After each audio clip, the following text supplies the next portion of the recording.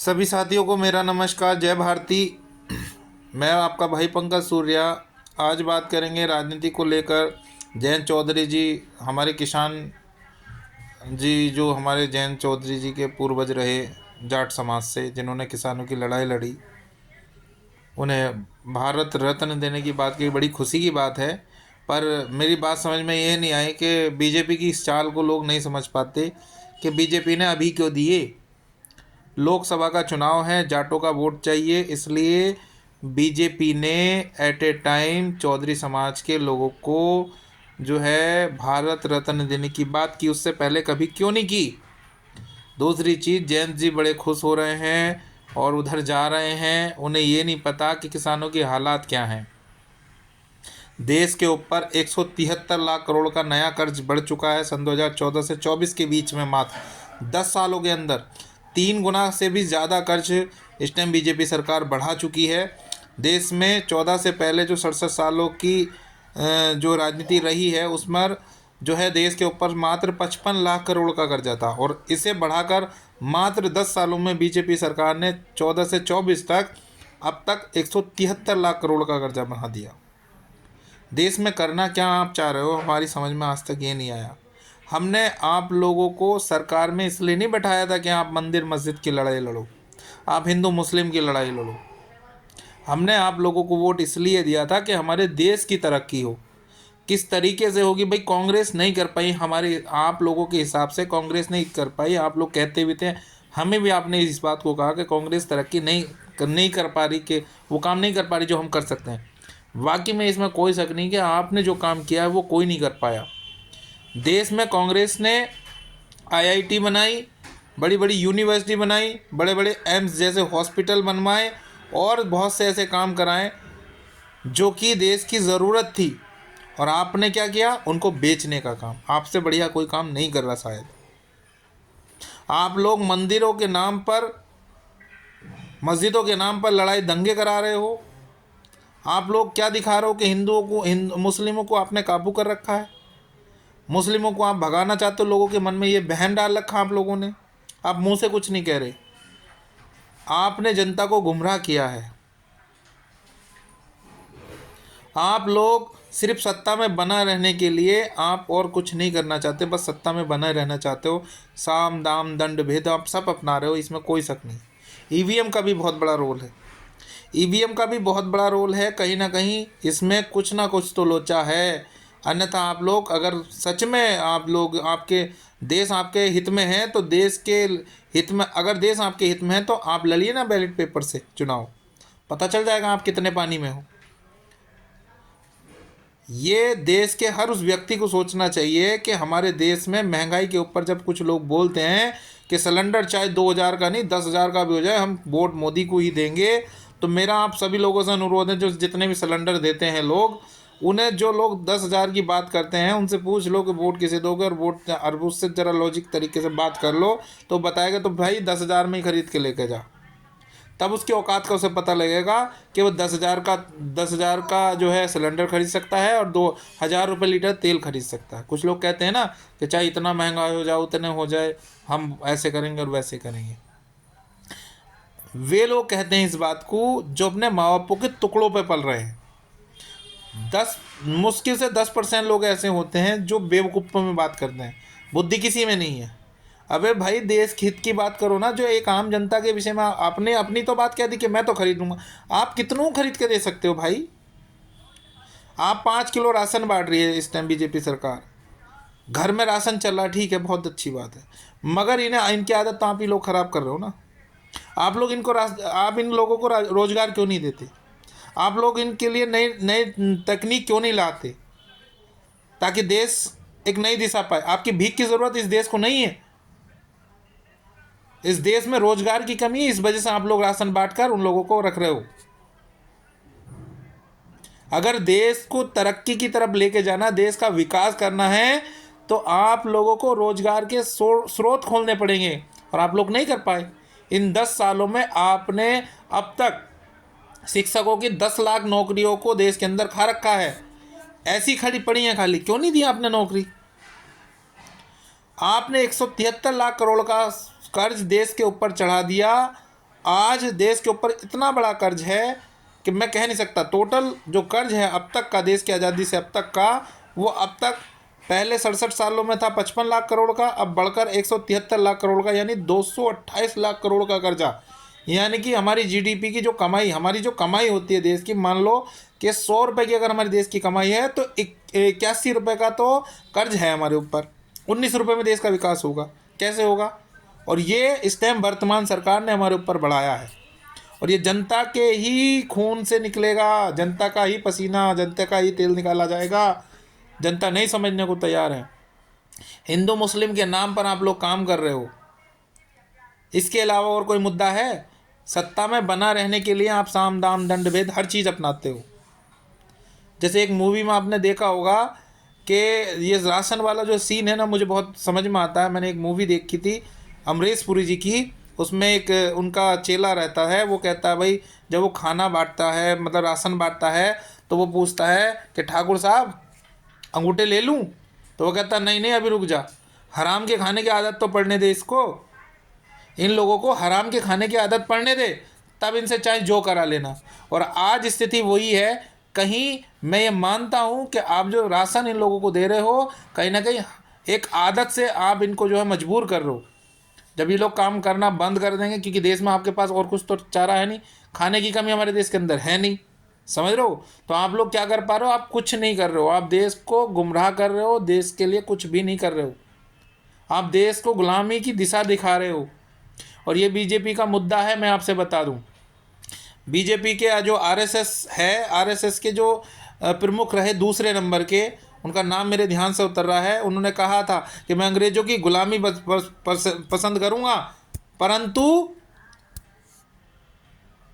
शूद्रों को और मुस्लिमों को आज़ाद देखना पसंद नहीं करूंगा, जहां इन्हें अधिकार मिलते हैं।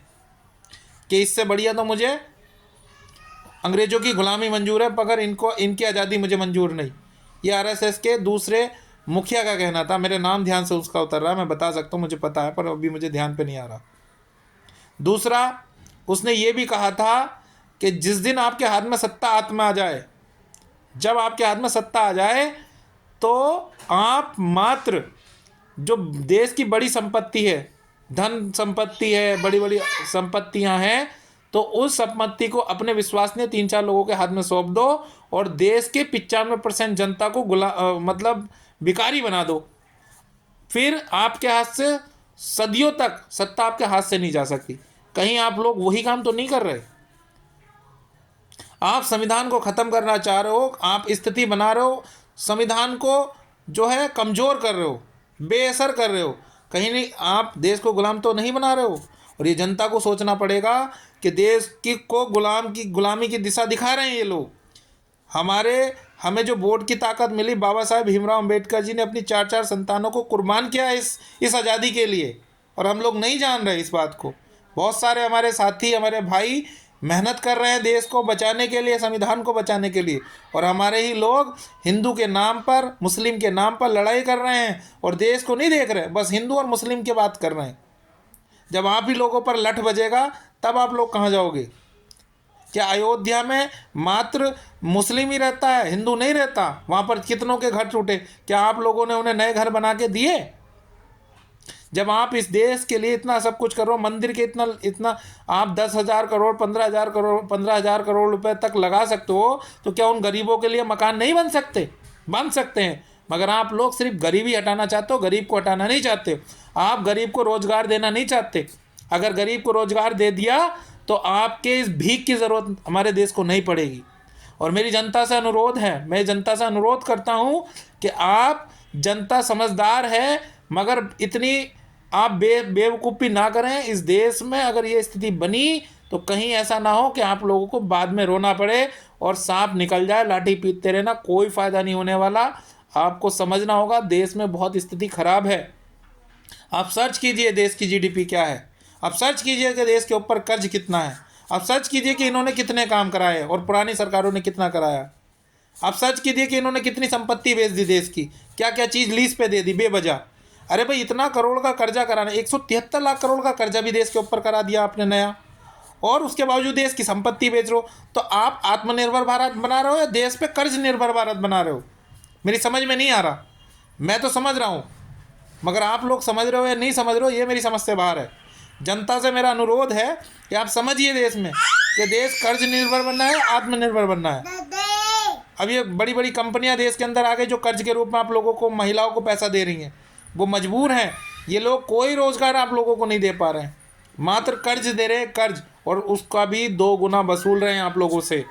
बड़ी बड़ी कंपनियां दे रही हैं कर्ज, एक आम व्यक्ति पैसा नहीं देगा, बड़े बड़े उद्योगपति दे रहे हैं पैसा, आप लोग पैसा नहीं दे रहे, आम जनता पिस रही है। और ये चीज़ आप लोगों को सोचनी पड़ेगी। किसान पिस रहा है, जवान पिस रहा है, और शिक्षक और चिकित्सक, ये शिक्षित जो शिक्षा प्राप्त करने वाला जो विद्यार्थी है वो पिस रहा है ना। देश में रोजगार की दिशा दिखाई दे रही है, सिर्फ मंदिर की। मंदिर, राम मंदिर बन गया है, देखो बीजेपी ने राम मंदिर बना के दिखा दिया। अब दूसरे मंदिर, कृष्ण की बात चल रही, कृष्ण मंदिर बनना है, ये मंदिर ही बना देंगे देश में, फिर उस मंदिर से आपको फ़ायदा क्या है। मेरे हर घर के अंदर, मेरे हर हिंदू भाई के घर के अंदर मंदिर है, ये आप लोग नहीं समझ रहे हो। उस एक मंदिर में क्या होगा जब हर घर में मंदिर है, तो उस एक मंदिर से थोड़ी ना देश चलेगा। देश में पूजा करने के लिए हर घर में मंदिर है, हर घर मंदिर है। ये लोग आप लोगों को गुमराह कर कर आपका वोट बटोरने का काम कर रहे हैं। हिंदू मुस्लिम की लड़ाई, मंदिर मस्जिद की लड़ाई लड़कर आप लोगों का वोट बटोर कर सत्ता में रहने का साम दाम दंड भेद हर चीज़ अपना रहे हैं। आप लोग समझिए बात को, ये देश को बहुत गलत दिशा में लेके जा रहे हैं, आप लोगों को गुमराह किया जा रहा है। मैं मानता हूँ कि कहीं ना कहीं दिक्कतें आएंगी, जब सांप निकल जाएगा तो लाठी पीटने से कोई फ़ायदा नहीं। देश के हालात बहुत ख़राब हैं, आप लोग सर्च कीजिए। मैं आपका भाई पंकज सूर्या, मैं बहुत ज़्यादा मैं दुखी हूँ अपने मन से कि हमने बीजेपी को इसलिए वोट नहीं दिया था कि देश को इतने कर्ज में लेके जाए। हमने देश को ऊपर ले जाने के लिए बात की थी। मैं आपसे ये नहीं कहता कि आपने 15 लाख का जुमला बोला था कि 15 लाख हर व्यक्ति को दूंगा, 2 करोड़ लोगों को रोज़गार दूंगा, मैं ये नहीं कहता। मगर मैं ये कहता हूँ कि आपने एक बात कही थी बड़ी प्यारी सी, कि देश का जो रुपया है, मैं रुपये को डॉलर के बराबर ला दूंगा। यानी डॉलर अगर आज की डेट में जो है, सन 2014 में 64 रुपये के आसपास था, मैं देश का 1 रुपया 64 के बराबर था, तो मैं $1 1 रुपये की बराबर ला सकता हूँ। तो मैं उस बात को भी नहीं कहता, मगर आपने उस डॉलर को रुपये से और नीचे पहुँचा दिया। आपने 84 रुपये पे पहुँचा दिया। सर, आज 84 रुपये पे है प्रधानमंत्री जी। आपने कहा था कि अगर देश के पैसे का अगर एज गिरती है, यानी कि देश का पैसा गिरता है, तो प्रधानमंत्री की इज्जत गिरती है। वो इज्जत आप लोगों ने गिराई है। प्रधानमंत्री सर, आप देश को गुमराह कर कर उनका वोट बटोरने का काम कर रहे हैं। अगर आपको अपनी सही में औकात का पता लगाना है ना सर, तो अब यकीन मानना, आप बैलेट पेपर से चुनाव करके देखिए, आपको पता लग जाएगा कि आप कितने पानी में हैं सर। और मेरा कुछ लोगों से अनुरोध है, क्योंकि मुझे दुख है इस बात का कि सत्ता में हम ही लोगों ने इनको लाया था और इन्होंने देश की बुरे हालात कर दिए हैं। और मैं माफ़ी चाहूँगा अगर मैंने कुछ गलत शब्द बोले हों, क्योंकि दुख जिसे होता है ना, रोता वही है। एक गरीब आदमी रोता है ना, तो दुनिया रोती है सर, दुनिया। आप लोगों से मेरा अनुरोध है, जनता से खास करके अनुरोध है, बीजेपी जैसी सरकार से ये पूछिए कि आपने करा क्या है। 173 लाख करोड़ का आपने क्या किया है? देश की संपत्ति बेचकर जो पैसा इकट्ठा किया उसका करा क्या है? सिर्फ मंदिर में, मस्जिदों में और बड़े बड़े जो इन्होंने विधायक सांसद खरीदे हैं, बस उसमें पैसा लगाया है? या देश के जो उद्योगपति बाहर भेजे हैं, देश के जो बड़े बड़े उद्योगपति के कर्ज माफ़ किए हैं, इसके अलावा आपने देश के अंदर क्या किया है? ज़रा गिनती तो करवाएं सर। आप मंच के माध्यम से जितने जुमले आप लोगों ने बोले हैं, उसके मुकाबले आपने जितना विकास कराया है सर, तो उसके बारे में बोलिए तो सर। मंच के माध्यम से आप विकास के बारे में तो बोलिए सर, हम आपको वोट देंगे दोबारा। मगर अपने विकास कार्य तो गिनवाइए सर, अपने विकास कार्य तो गिनवाइए बीजेपी वालों। धन्यवाद। मैं आपका भाई पंकज सूर्या।